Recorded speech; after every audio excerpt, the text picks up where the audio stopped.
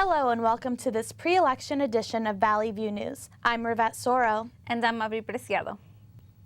The CSUN soccer teams were honored with great news. Here's Esther Kim with the latest in sports. Thank you.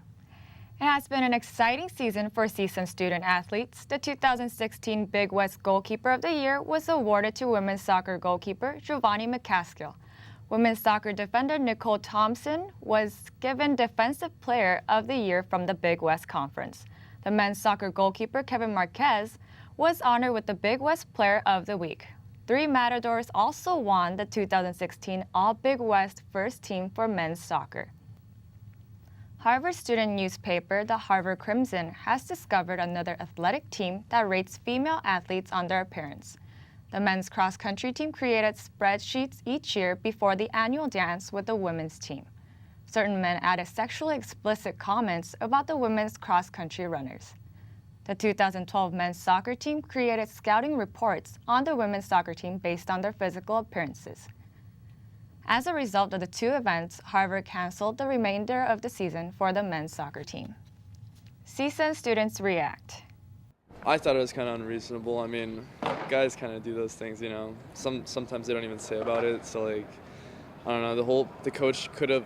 It could be possible that the coach didn't know about it. So I mean, I thought it was too severe and unreasonable. I think that the fact that they are doing something about it is good. However, I don't think it makes sense to punish a team that wasn't even involved in it 4 years later. You know, go back and charge the guys that originally did it. It just doesn't make any sense to me.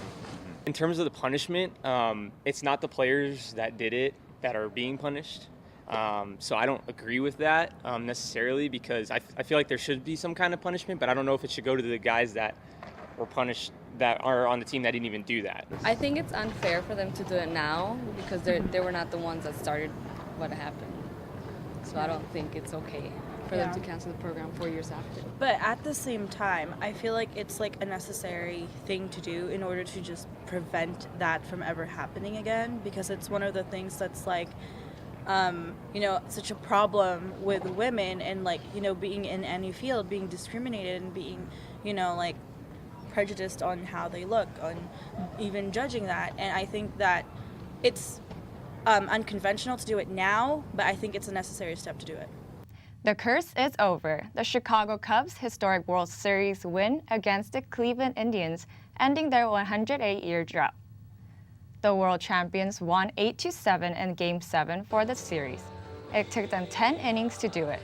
The World Series celebration that followed is being called one of the biggest in history. 5 million people came out to celebrate with the team in Chicago. What's next for the Cubs? The team went to Disney World with their families to continue the celebrations. The New York City Marathon has a new youngest men's champion. 20-year-old Jermaine Gabrielle ran the race in 2 hours, 7 minutes, and 51 seconds. He is the 3rd fastest runner in New York Marathon's 46-year history. He finished a minute and 2 seconds faster than the 2nd-place runner from Kenya. In 2015, he became the youngest winner of a road event at the International Association of Athletic Federations World Championships. The second race for the NASCAR Sprint Cup was delayed for almost 6 hours because of the rain. Once the rain stopped, the racers carefully drove around laps to help dry the tracks. Carl Edwards won the Texas AAA 500 once the race started. That puts him now in the Final 4 of the Sprint Cup Series. Wet weather at the Texas Motor Speedway earlier in the week forced Camping World truck practices to be canceled. That's it for sports. Now back to you. Thank you. When we return, find out what movie is getting major backlash from the public. There's a new online trend that is breaking the internet. Find out when we come back. When I was in foster care, I never knew when I would have to move. So I always had my suitcase ready to go. Then one day I was adopted. My new parents opened their hearts and home to me. My parents cook my favorite breakfast for me every morning. My parents take me on trips I never thought I would go on. They gave me a home and an even better reason to use that suitcase. My parents aren't perfect, but they're perfect for me.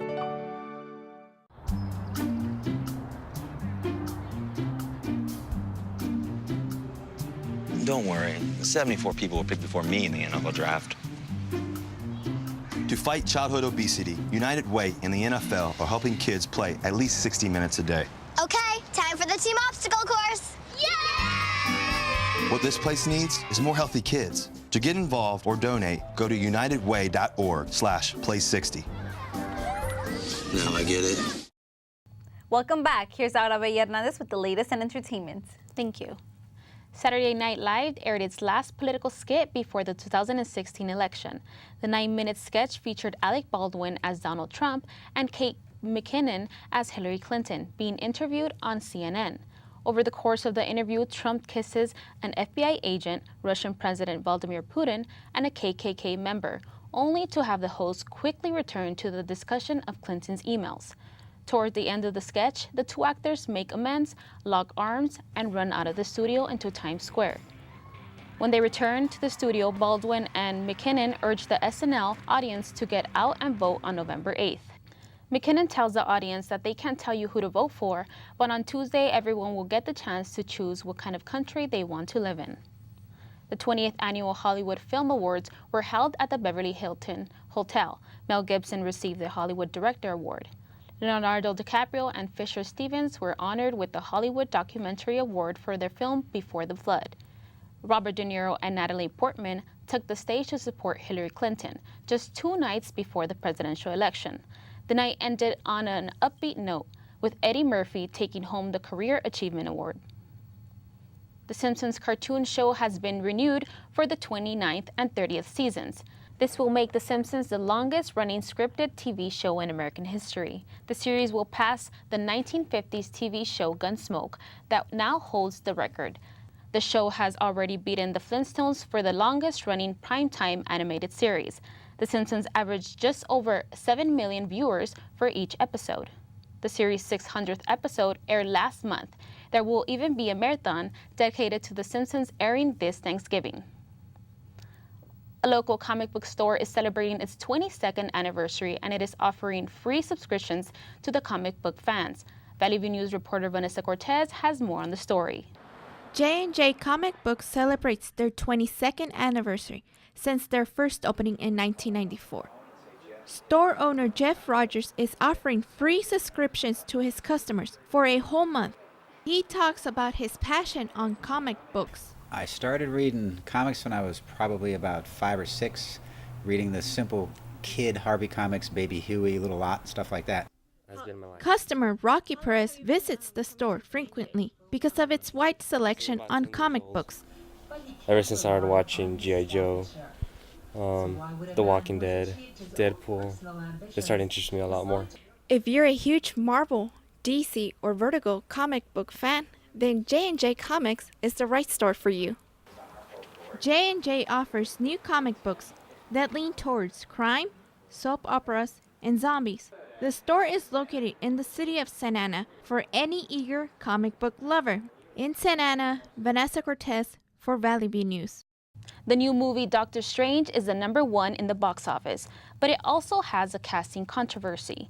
The role of the Ancient One in its original comic book is a man of Tibetan descent. Marvel filled the role with a white Scottish woman, Tilda Swinton. Film director Scott Derrickson says he chose Swinton to avoid Asian stereotyping. Valley View News reporters asked some CSUN students about the controversy. So from a fiscal point of view, I understand their decision. However, obviously it'd be so much better to give the job to a person who fits it, from the get-go, instead of changing the story in order to make it a little bit more marketable. Because that's not fair against them, especially when they're trying to make themselves a voice. Personally, I usually don't see a big deal about it, but considering what's been going on with Hollywood casting, different actors for roles that are usually, what they call yellow facing, black facing, stuff like that. Yeah, I can see that as a problem. It's unethical and it's insensitive. Have a bunch of Asian actresses who probably could have easily fulfilled the role and probably would have done a great job in the movie too. The film industry has a history of casting white actors for roles involving different ethnicities. Canadian singer Michael Bublé's 3-year-old son has cancer. Bublé and his wife announced their son Noah's diagnosis on Facebook. The couple first thought their son became ill with bumps, but later found out it was cancer. Bublé and his wife didn't say what type of cancer their son has. Bublé said he is putting his career on hold to help Noah. The boy is being treated for the disease in the United States. There's a new trend that's going viral. The mannequin challenge is taking the social media world by storm. The viral challenge involves a person doing a still pose without moving at all. Rapper Ray Shremmer's Black Beatles song plays in the background. The mannequin challenge was first seen on Twitter in October, and now people all over the country are doing it. That's it for entertainment. Back to you. Thank you for watching this special pre-election edition of Valley View News. I'm Rivette Soro. And I'm Avi Preciado. Did you vote yet?